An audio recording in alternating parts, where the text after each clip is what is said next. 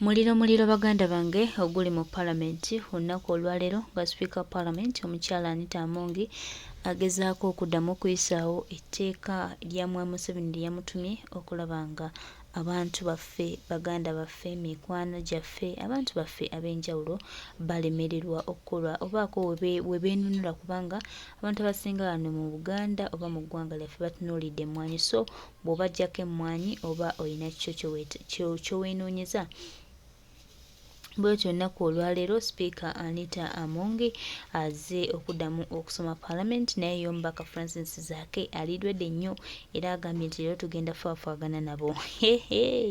Leero nno muliro erudde eyo baganda bange nze kyennyinza obbagamba n'okubabuulira nti amaaso ffenna gatubeere ku Parliament. Kubanga kyemaze okulaba waliwo abaagala oyisaawo ebyabwe era tubalaba beeteeseteese nnyo okuyisaawo mission zaabwe naye twongera obajjukiza n'obategeeza nti tuli ready nnyo buli kimu ekigenda mu maaso tukitunuulidde okulaba nga tukitereeza era nga tutambula ddala nga bwe tulina okutambula. Baganda bange mikwano gyange mu kaseera kano nga buli muntu atunuulidde ki ekigenda mu maaso ate twongera obajjukiza n'obategeeza nti abo abeeyamye nti bagenda kukyankalanya Parliament y'olunaku olwaleero twongera obbagamba we are sorry for you kubanga tuli ready nnyo ate era tugenda kukola ebyalema abalala. Kiri mu Parliament gwe taata gw'oyinza olowooza nti tebikwatako oyinza olowooza nti byabo abawuka abali mu Parliament naye kino ekintu kitu affectinga ffenna era kitukoseza wamu nga eggwanga. Baganda bange twerwaneko time eno yakwerwanako time eno yakwebereramu time eno yakwetunulamu so bwe kuba kwerwanako buli omu yeerwaneko era nga tetugenda kulekerera waliwo abasajja bebateesiteesa SFC okuba kondoolo emundu bwe bagiyisiza mu kikondoolo emundu nebeera nga Anita Amongi naawoza Sergeant amukebedde munnange muganda wange Zaake Francis Butebi omubaka w'Emityana municipality n'akola ki n'avaawo kuwebogerera n'agenda n'atuula abadde atuuka w'atuula nga waliwo omusajja w'SFC amusongamu waliwo omusajja w'SFC ng'amusongamu kati Zaake n'amukola ati namugamba neggwe musajja gwe kiki. Zaake yabadde yatudde ku side eno ey'aba opposition. Zaake nga musajja wattu watudde alaba ebigenda maaso agenza okuraisinga ensonga. Mukwano gwange Francis Zaake Butebi abadda mu kifo ng'omusajja azze ne yeetuuza mu kifo we yabadde atudde. Ng'omusajja akituddemu nno MP bamuyita akoolo wa FDC ma FDC zino FDC yatundibwa FDC zino ezayoweri Museveni ng'omusajja atudde wali wa FDC kati Zaake n'akoona ku musajja namugaa gundi va mu kifo kyange nkomyewo wono we natudde. Zaake n'atuula omusajja akubye Zaake waliwo omusuwa guno oguleeta omusaayi wano waliwo omusuwa guno kubanga nnyumizaako ne mukyala wa Zaake n'abalala omusuwa guno omusajja wamukubye Ekikonde ku musuwa guno waliwo omusuwa guli wano mbwamukubye Zaake n'awulira nga gundi munda muno ng'omanye okubeera nga owulira tokyasobola yadde okubaka omukka. Omusajja bw'akubye Francis Zaake Butebi kaakati n'amwongera babaka banne ne bajja bamutaase. Zaake Francis Butebi omubaka w'Emityana municipality mukwano gwange n'agwa wansi ne bajjako amasannyalaze. Military amagye SFC ne gabungulwa Parliament gati Anita Amongi agenza otunula ng'alaba ekiriyo naye tajja kisobola. Anita Amongi abuuse emisinde n'agamba munzije wano ng'ekikonde kigenda kunyo naye ng'abasajja missoni yaabwe bwe bazze mu Parliament batunudde Ssenyonyi ali luddawa kubanga n'essaawa zino zennyini ne Ssenyonyi ngenda bbawa amawulire kubanga ba PA be bamunoonya tebannamulaba waali. Kaakati Francis Zaake Butebi musajja atunaagwa wansi amaanyi ne gamuggwamu ekisajja kimukubye bwe kimaze omukuba abe SFC ne bakitwala ne bakigamba mission well done nenga kunkuba je kimukubidde ddala muno mu lubuto Sister Rose Michael kimukubidde ddala muno mu lubuto ne kimukuba mu nkizi ne kimukuba namuno Zaake bwe bamaze okumukuba abasajja ne bajjako amasanyalaze ne mu chambers wabadde balina okumuyisaawo nga SFC eri president Kyagulanyi gye yakuba nga ali mu parliament mujjukira kiri Ekikonde ekitagenda kuva mu history wa Uganda mukamange president Zaake kati ate bana abasajja bampuuga bo babadde bali wali waggulu batunula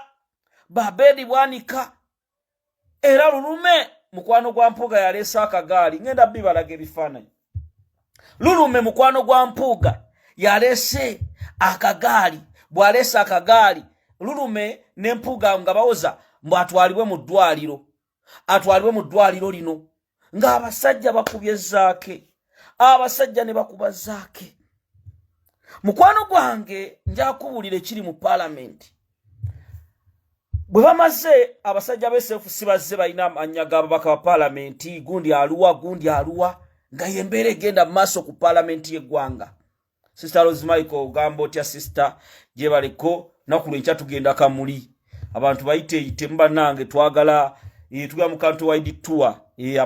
amafuta oli osofuna ekyebiri ekyesatu twenga tugende naku lwenkya n'abantu bange ayina ku mafuta enamba erizo 702 222758 0702 222758 Katongole Julius ogwo mulimu ngubakwasiza Sister Rose uliriza kakati Zaake abadde takyasobola kutambula ng'embeera si nnungi ng'obulumi ayina bungi ne baleeta akagaali waliwo buno babita bu stretcher musajja wattu ne bamuteekako ali njuki assalamu alaikum warahmatullahi wabarakatuh ne bamuteeka kagaali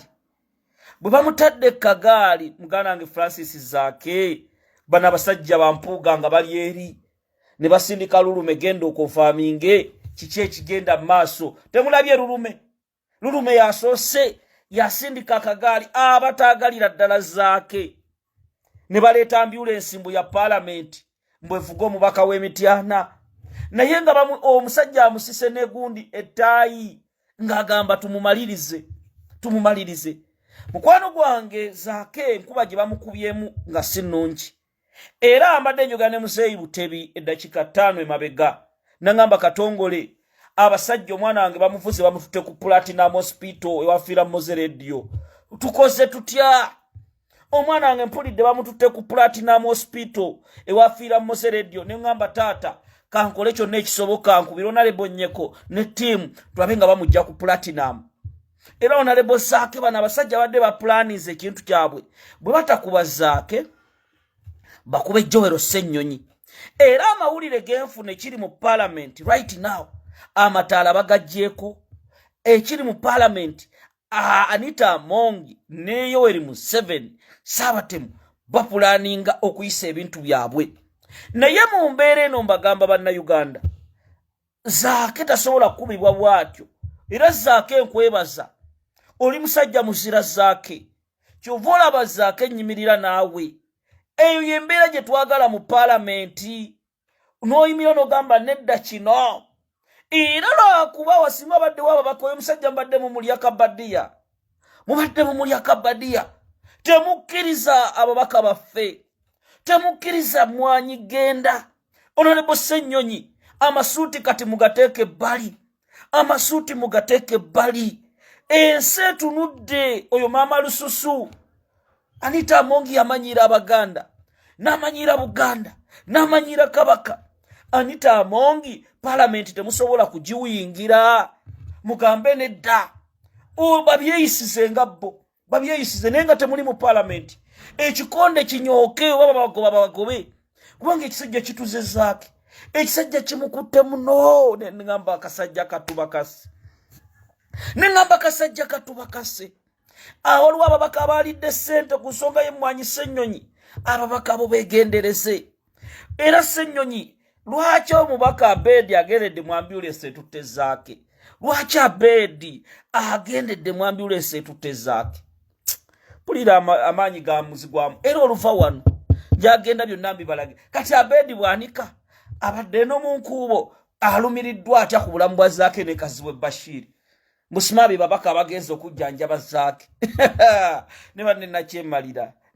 otujoze. Abedi nkusange mu ddwaliro. Abedi Kazibwe Bashir mbwe balinnya mangu amawulire mu ambulance. Ne weewuuze akubye Zaake weefudisi. Okumanya abasajja baasirwa akubye Zaake wa FDC. Akubye Zaake musajja wa FDC bamuyita Simaakolo. Beba nababbeeza emyoga bali mu mabaati beba mpuga mukwano gwa mpuga nnyonnyonnyo. Era bana akubye Zaake ono wa FDC bamunonye mangu abe SFC ne bagamba jangu otuyambe. Naye mbagamba Ssenyonyi weegendereze muganda wange. Ssenyonyi etteeka lino waliwo abasajja badde balidde dde obusente balaba bwe wakiyingiddemu olunaku lw'eggulo aba UPC abaki Ssenyonyi eggulo ababaka bazze nga bamu n'aba NRM ne bagamba Ssenyonyi Ssenyonyi weebale kyalumya empuuga ne kiruma bano ab'akabondo ka Buganda abadde balooza nti be bagenda okitambuza. Ssenyonyi bwayiso gwokimanyi ne Joyce baagala emmanga yatudde mu lukiiko ng'agamba leka nina okudda mu parliament. Mpuuga n'akubira Joyce baagala emmanga n'amugamba mukyala wange wampa ekintu nkwegayiridde mukyala wange nkwegayiridde mama nkwegayiridde togendayo. Joyce n'agamba nkyajagala parliament. Joyce yakedde wali wa Ssenyonyi n'atuula ati nagenza okulaba waliwo ababaka ab'NRM bonna nga batudde nga bagamba nedda amasannyalaze gali eno. Ssenyonyi Jowero nkugambe Jowero Ssenyonyi olunaku lw'eggulo ye leader of opposition akyasinza otuuza meeting aba opposition ne bajja bano bonna ba Yusufu Nsibambi waliwo ono Akena mukyala we yafumbirwa wa Museveni ne yagambye leka najja n'atuula. Kati Zaake bano bampuuga badde bateesezza n'abalala bwe tutuuka mu parliament bamuwanga Kivumbi tuyimirire tukwebe tuti Zaake n'agamba bano basaaga tebamanyi Bato Kyagulanyi gye yatuyigiriza nga tuli mu parliament. Kati bonna babuuse bwe balabye nga Zaake ngenzo olaba n'abatoogerangako no twagala ebintu ebiri serious mwe basajja mwe ne bakazi mwe abali mu parliament. NUP ansasagge teyagala muzannyo twagala. Kati Zaake yuyo musajja atubamujjawo mpulira bamutwala Lubaga oba Nsambya. Naye mbagamba ba MP abafunye miliyoni ana zaayise. Listing ina wano buli MP eyasayininze miliyoni ana ekintu kino kiyite miliyoni 40 millions mwazifunidde ku Kingdom House Lumuli Chadi miliyoni ana wazifunye. Uliriza Kazibwe Bashir miliyoni ana wazifunye. Uliriza Juliet Kakande miliyoni ana wazifunye. Waliwo n'ababaka babiri wano mu Kampala nabo ngenda boogera. Njagala ensonga y'emmwanyi mukama wange tetugenda gizikiza. Mbagamba tetugenda gizikiza. Gwe buli Munnayuganda kati ababaka abamu bali mu kwebuza magezi bali mu kwebuza bwongo. Zaake afuuse saddaaka buli kimu. Zaake omusajja n'atuga Zaake nga mpuuga otunudde oti nga mwasetinze Zaake afiire mu kintu kino. Mbagamba olwaleero bannayuga oyo Okolo tumaze ofuna waasula bangambye asula Makindi awo Luwafu akubye Zaake wa FDC n'atuga Zaake n'amukuba. Naye wendabidde amonge atya. Mama Lususu agambye leka temunde Sabalongo ba girasi agenzo olaba eri ekinyooka amonge abuuse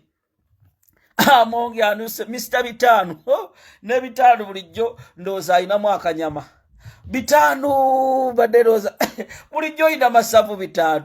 Bitano olulengedde embeera enyoose eti nasooka manyi yasiiga ddaayi yagenze neyeeka emmensa ddaayi mu mutwe neyekemesa ddayi bitano n'alyoka amusiiga mu mutwe azze yenna ayambadde olutuuse wali n'amekete amannyo n'atuula eri emabega anti bakomisona batuula mabega Mr. Bitano ddayi amwesiize nga baakoze akabadike ne Anita Amongi nti nze gwoba osoosa njogere nsooka endufuwa oluzungu mbagambe no UCDC oba UCDA must not go critically no biki Bitano agenze okulaba Zaake ali ku muzindaalo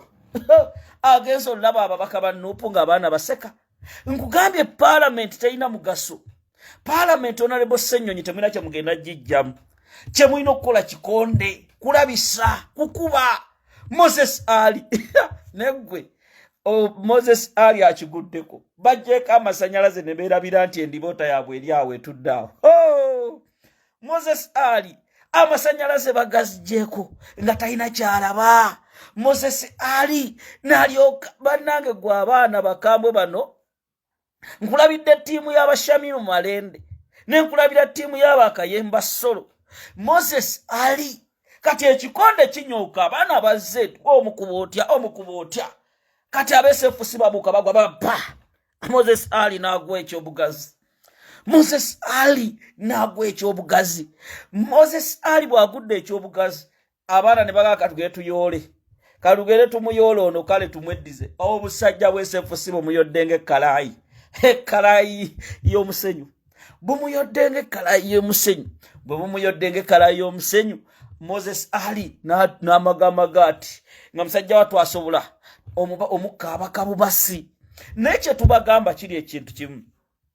buli mubaka eyakutte miliyoni 4 ku nsonga y'emmwanyi buli mubaka eyakutte miliyoni 4 President Kyagulanyi waliwo abagenda okujja ababaka mu kamera naye nga baalidde akasente sente zaasayiningiddwa ku Kingdom ekizimbe bakita Kingdom kiri awo nga ku parliament wansi Anita Amongi yabawadde omukyala gwe bayita Veronica Nannyondo baamuwadde ntegeeseddwako woofiisi ya leader of opposition abasajja bagisazeeko woofiisi ya leader of opposition abasajja bagisazeeko woofiisi ya leader of opposition owekitiibwa Joel Ssenyonyi bagisazeeko era mbu bali mu kwaza naye ani Mongi nga mumanyiira mbu bali mu kwaza waliwo obukofiira obwa ameguliini mbu bwefaananya ekyambalo ky'amagye buyingidde palamenti era obukofiira obwo mbu buva mu ofiisi ya leader of opposition essaawa zino obukofiira obwo mbawulira amawulire genfuna agava ku palamenti ya Uganda woofiisi ya Joel Ssenyonyi esaliddwako era n'abasajja abatatanategeerekeka abeefaananyiriza okubeera aba SFC abeefaananyiriza Kibooko Wembule bonna bali awo ku ofiisi ya leader of opposition security ya leader of opposition baagiganye okuyingira obulamu bwa Joel Ssenyonyi buli mu matigga mukwano gwange agiriko nkugamba obulamu bwa Joel Ssenyonyi buli mu matigga gwe wannakawa West bw'obanga okyatudde omubaka muyinza okubeera nga zembuyaga ezigenda okkunta kubanga ekiri mu parliament olunaku olwaleero Zaake bamumaliriza kiteeberezebwa omusajja mu mukuba ayina kyakoze kubanga amukubye mu lubuto n'amukuba mu kifuba n'amukuba mu bulago naye ng'enkuba gy'amukubyemu si ya bulijjo si ya muntu wa bulijjo ekikulaga nti kyabadde ekiseetinge ekikulaga nti nakyemalira Ssaabatemu Museveni byabadde azaakola Zaake yazze akimalirize waliwo ababaka abazanya ddingidingi doole waliwo ababaka nga Mpuuga ow'e Masaka mu mumanyi omukulu oyo eyeekemmensa ddaayi mu mutwe ne yeesiiga ddaayi ntegeezeddwako era kino nsaba abali ku essaawa zino mu ambulensi ya Zaake Kaziwe Bashiri afulume Abedi Wanika afulume ne Joyce baagala ki ekikulinyisa ambulensi ya Zaake omanyi mbu ndi w'emityana nze agenda omujjanjaba baagala temumanyi gwakolera era neewunyisa baagala okulinnya ambulensi etwala Zaake kikyobala bannange kikyabala kubanga bino bye tulimu we tulaga si wangu bana abasajja batemu bana abasajja basi naye nga mbagamba sister Rosemary abantu batuwe kugundi ku mafuta enkya tugenda kutambula Kamuli tusookera Kamuli tugenda Biimu ne president wa Robert Kyagulanyi Ssentamu. So ow'ekikumi ow'ebibiri enamba eri 0702 222758 tusobola kulemererwa ffe Sister Rose 702 222758 Katongole Julius amafuta tusobola okunywawo ge tunyweddekaawo munaye tugenda ne tutambula n'omukulembeze mukimanyi muganda wange Isaac Kateregga Zaake bamukubye bubi naye mbagambe mwanye genda leeta obuzibu waliwo abakabondo ka Buganda badde baalidde abakabondo abo obukulembeze simo bwa Buganda Caucus babadde baalidde dda ngenzanya bagenzo la Ssenyonyi akiyingiddemu Ssenyonyi n'agamba tujja ne Zaake kubanga Ssenyonyi yatudde mu meeting ekiro ne Zaake namugamba Zaake president waffe ayina ffe abalala mpulidde bagenze ku Kingdom Hotel bagenze ku Kingdom House Ssenyonyi n'agamba Zaake omanyi ye musajja ali ku mazima ayimiridde wali amongi namugamba kakkanya obusungu kakkanya obusungu Zaake awulira mwete mumanyi Zaake musabire nnyo Zaake buli lwe tunagenda mu Uganda empya nga tulina Zaake kigenda kusukka naye mbagamba Christina Amanda Nakaggwa bino bye tuli musi bya kusaaga parliament teyina mugaso eyo ababaka babalimbye abangi balidde dda akasente bagenda kujja mawulire n'abatoogerangako Luzungu boogera Olufalansa nga banoonya bululu mubabuuze mubadde wa kubanga ensonga y'emmwanyi mugiraba eriko akalulu Museveni bagenda jisa mu parliament we bajisa mu parliament Museveni tagenda teekako mukono aberenga Redeemer bwe yakola ku bisiyaga Redeemer sisayininze kubanga mpuliriza kati bana ba Buganda Caucus oli naayogera ku simu ne Museveni namwe ne mumukubira engalo nze mbirasa na fao siriwo nze siriwo nze oli naayogera ku simu ne Museveni dala wayo Ssenyonyi okulwana awo yasose kwogera ku simu na Museveni Ssenyonyi embeera Zaake yasose kwogera ku simu na Museveni talwanye mwenwane yammwe ya diplomatic simanya ya UID simanya fabe Butambala tulina kusooka omusajja mu masajinga Museveni nga kubidde simu omanyi bwobeera ne muwanga watufera era natunulira abantu nengamba abantu bano bajja balimba nnyo muwanga Kivumbi omubaka we Butambala ngogeze mu ofisi ya Mongi noyogera ne Museveni ku simu inga watuza press conference lutukole embaga ya Sobulo w'omukisa notabyogerako ne wekangabiriza ngo otegedde bifulumye Mongi must resign bichi alina okwetonda muwanga Kivumbi nojja n'olimba ensi mbona yogedde ne Museveni ne muyita simanya biki ne mutolera salamu oyo politics wa UID namwe ne mukuba engalo naye nga ffe tetukkiririza mu kuteesa okuteesa waliwo okuli physical n'okwessimu kuba kuteesa ddala Museveni tuteesa naye ku mmwanyi tutya era nga kyaliwo ddi era ku mmwanyi lwaki tuteesa naye yaani Muhammad Muwanga Kivumbi njagala listi y'ababaka be wagenda nabo mu ofisi ya Anita Amongi bagamba